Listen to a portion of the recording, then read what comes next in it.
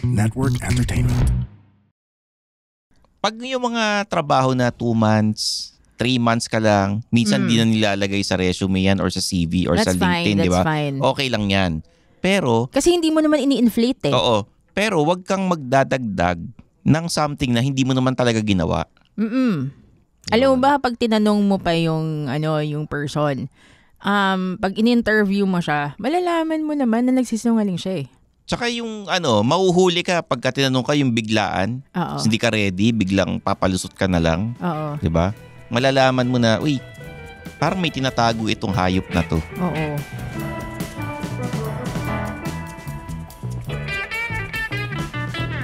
Mga Immortal, welcome to the Underpaid Podcast. I'm your host, Stanley Chi. Ito ang podcast na pro-employee para sa mga Immortal, wherein we talk about work-related topics in a light manner na parang nagkukwentuhan lang tayo.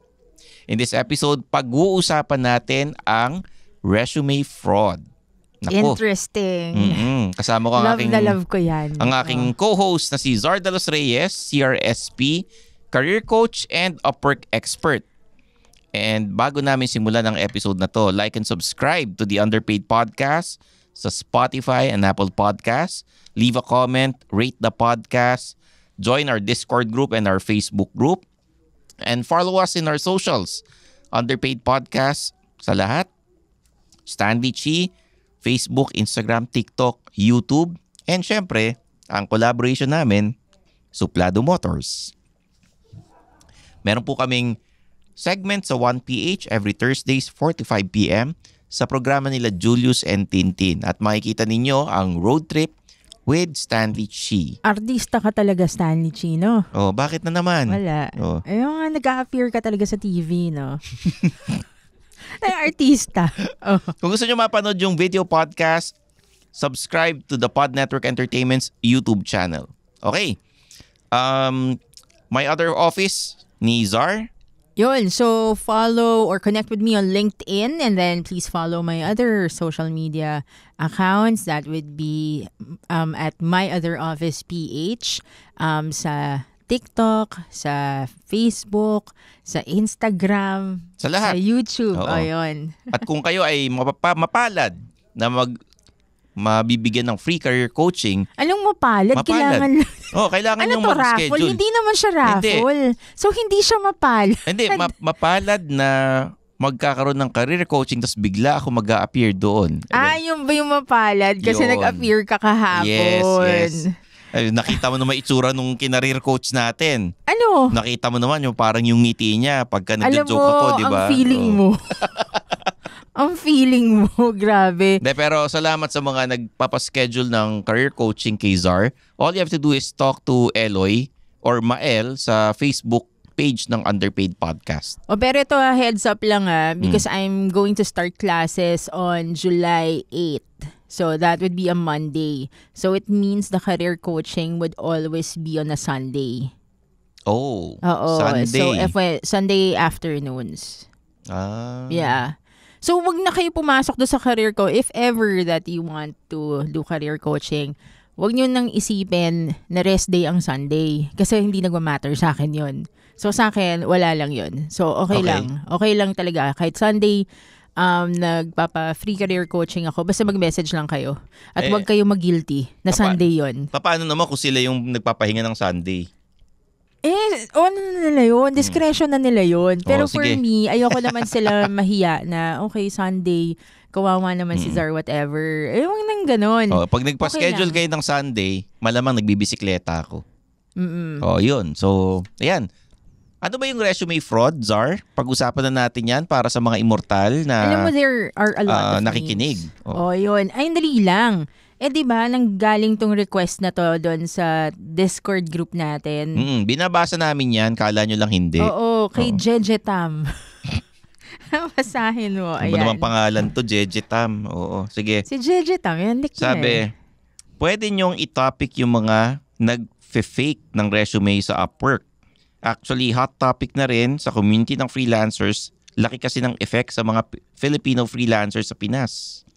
Para lang magkaroon ng awareness, mga ka-underpaid natin. Nakakalungkot lang, baka mas mahirapan ng mga ka-underpaid natin makahanap ng client. at mas bumaba ang kalidad natin dahil sa mga nagsusulputan na freelancer na kuno sa Upwork and other platforms. Ayun. So basically, resume fraud, you can call it also resume inflation. It's including false or misleading information on one's resume to make oneself a more attractive candidate for a job. So yun. Alam mo ba kung iisipin mo, feeling ko ang source nito, madaming mga freelance coaches nagsasabi ng fake it till you make it. Ano ba 'yan? Oo nga. Talaga? Tinuturo nila 'yan? May mga nagtuturo noon. Tigil niyo na 'yan Oo. Eto lang kung ano man ang kalokohan na gagawin ninyo sa resume ninyo, sa CV ninyo, mauhuli kayo. Oo. Lalo na sa character reference. Hindi man nila, sabihin natin, nung nilagay yung character reference, tropa nyo or kaibigan ninyo, tatawag pa rin naman yan sa HR kung saan kayo nanggaling Oo. Kahit saang kumpanya yan. And then, nare-research nila sa social media kung ano yung mga pinaggagawa ninyo.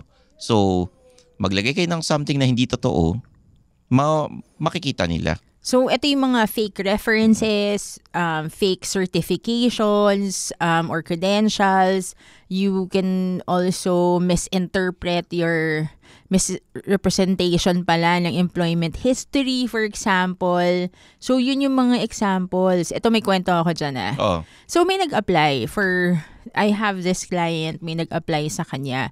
This person, kilala ko Okay. Like, itong person na to, kilala ko. I worked with this person before. I've worked with this person in Sitel. And then, nakita ko yung resume niya. Found out, yung first thing na napansin ko, because this is for an operations manager role. So, pag tingin ko sa resume niya, nakita ko, sinabi niya na operations manager siya. Okay. Ng mga 7 months yata, for a couple of months. Pero alam ko, na hindi siya naging operations manager. Naging ano siya? Parang operations manager, track trainee. So, tinatrain pa rin, pinintrain lang siya. So, in advance niya kunwari. Plus, 2 months lang siya naging operations manager, track trainee. So, anyway. Hindi ba siya nakapasa? Hindi kasi nag-career shift na siya by that time. Okay. So, hindi niya tinuloy. Oo, hindi niya tinuloy. So, anyway, ako naman, to make sure na tama yung assumption ko, nilapitan ko yung director namin before. Tapos, tinanong ko, naging operations manager ba talaga siya for 7 months? Sabi niya, no. Never. He has never been an operations manager. He's only a track trainee. So, we've been training him, but he was never an operations manager. The reason why hindi siya naging operations manager is because nag-career shift. Pero, pag nagtuloy-tuloy siya, tingin mo maging operations manager siya. I think sa tingin ko. Pero the thing is, black and white. You're not. Okay. Okay? Hindi ka operations manager. Never ka naging operations manager. Okay. Hey, it's Stan. It's Ro, Chino, Emil, and along with Rowan ASH, we are the Wrestling Podcast. We are the longest-running weekly episodic Filipino wrestling podcast. Each week, we talk about the latest happenings in pro wrestling. We give you takes from perspectives honed from years in the wrestling business and syempre as fans. If you want someone to help process the feels about the different ganaps from WWE, AEW, NJPW, Impact, and more each week, you'll know what to do. Tune in to the Wrestling Podcast on Spotify, Apple Podcast, and wherever you get your podcasts.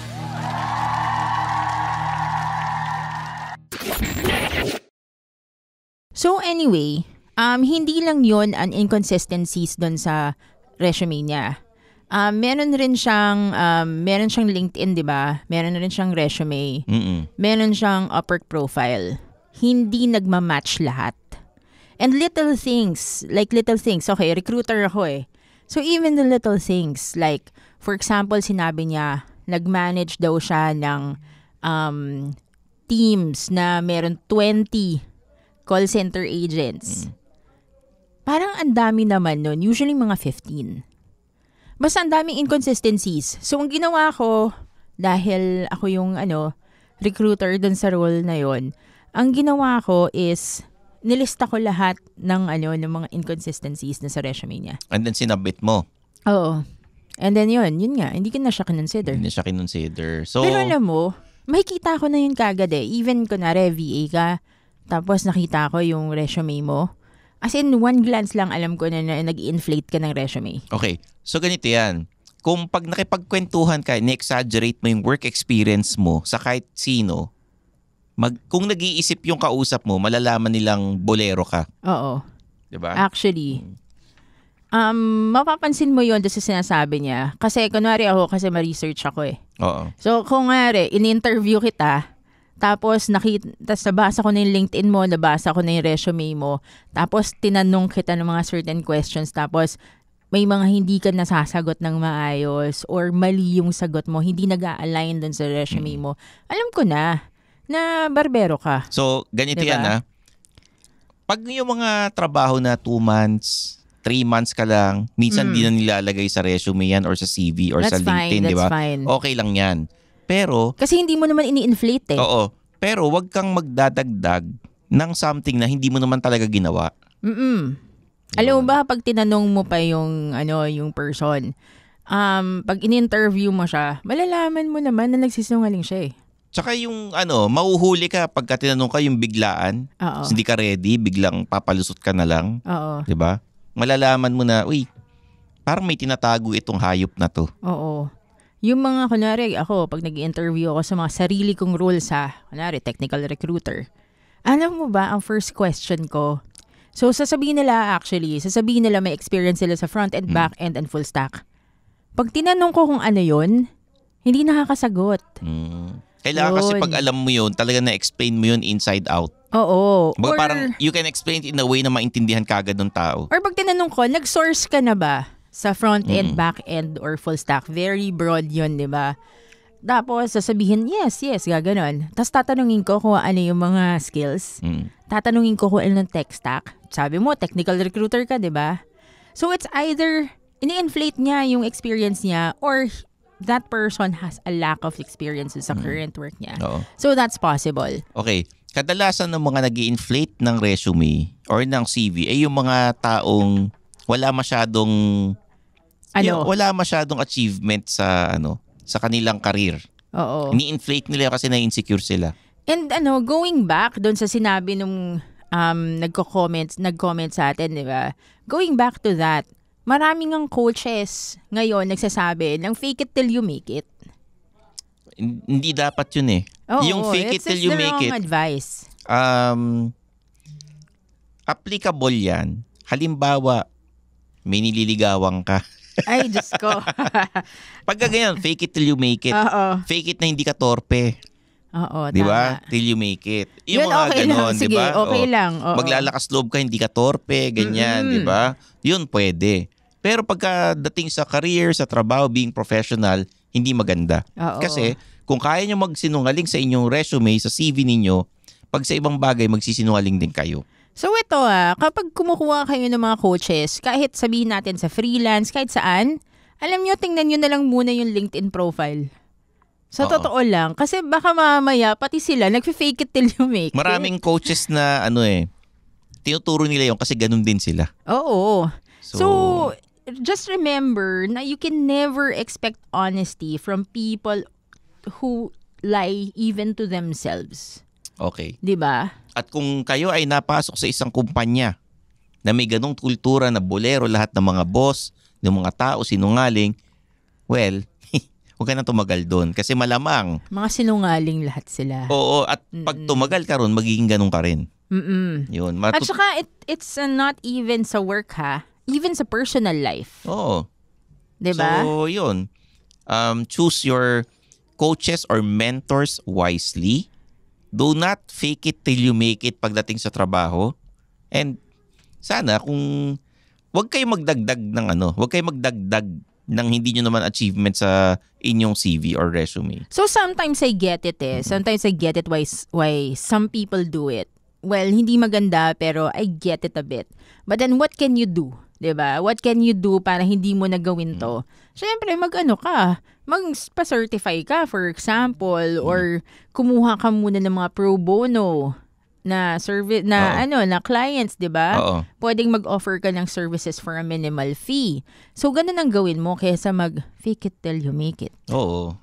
Alam mo naman, Dito kasi minsan lulusot. Kung makakalusot, lulusot Sana naman, wag na kayong dumating sa point na magpapagawa pa kayo ng fake na diploma sa sa recto or sa Moraita. Wag nyo nang gawin yun. Napaka old school na nun at talaga mahuhuli kayo. Baka mamaya hingang kayong transcript of record na yung official, wala kayong mabigay. Tama. Ay papagawa nyo, peke na naman. So there you have it, guys. Sana may natutunan kayo sa episode na to. And bottom line, huwag kayong manloko ng kapwa. Tama. Okay? So there you have it. For Zard de los Reyes, I'm your host, Stanley Chi. This is the Underpaid Podcast.